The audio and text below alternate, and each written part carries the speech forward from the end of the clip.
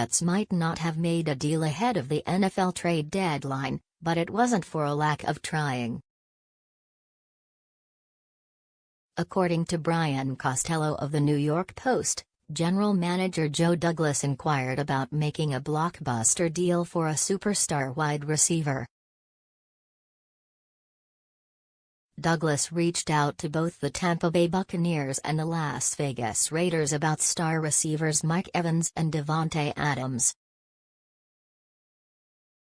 However, both teams were unwilling to strike deals for their top talent. Douglas shares his perspective on lack of activity for Jets at deadline following the NFL trade deadline on Tuesday, October 31. Douglas met with the media for over 17 minutes. During that conversation, he was specifically asked if they made any calls on the wide receiver market. "We made a lot of calls on a lot of different positions and starts to smile, it takes two to tango.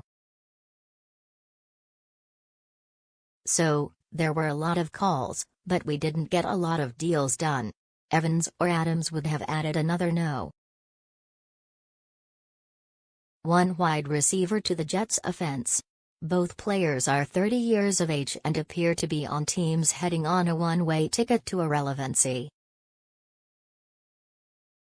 They have combined for 10 Pro Bowl nominations and 13 1,000-yard receiving campaigns." Costello also reported that Douglas looked into acquiring some talent on the offensive line at the deadline but could not find anything that worked. "Jets probably should have still added a WR play. Matt O'Leary joined me on Boy Green Daily on Wednesday, November 1, and argued Gangrene still should have added a pass catcher to the squad even if it wasn't one of the top guys. I mean, that would have been the dream, right? Trading for a Davante Adams or Mike Evans type of receiver, but I still think that they needed something at the position.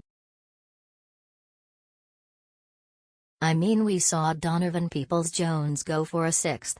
Even if it was a wide receiver of that caliber, like he would probably plug in as the Jets' third best wide receiver," O'Leary argued on the show.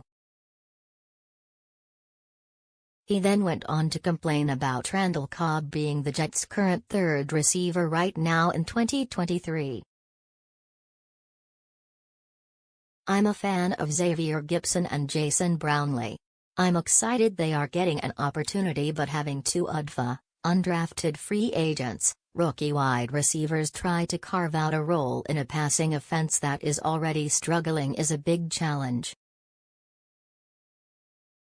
The bar for O'Leary was pretty low at the NFL trade deadline on Tuesday, October 31 for the Jets to clear. "I would have liked to add just a professional-level wide receiver. It would have been great to see an Evans or an Adams or someone of that caliber, but even if it was more in that DPJ tier, they just needed someone."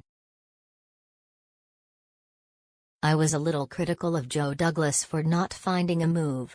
That would have been something key to do ahead of the deadline."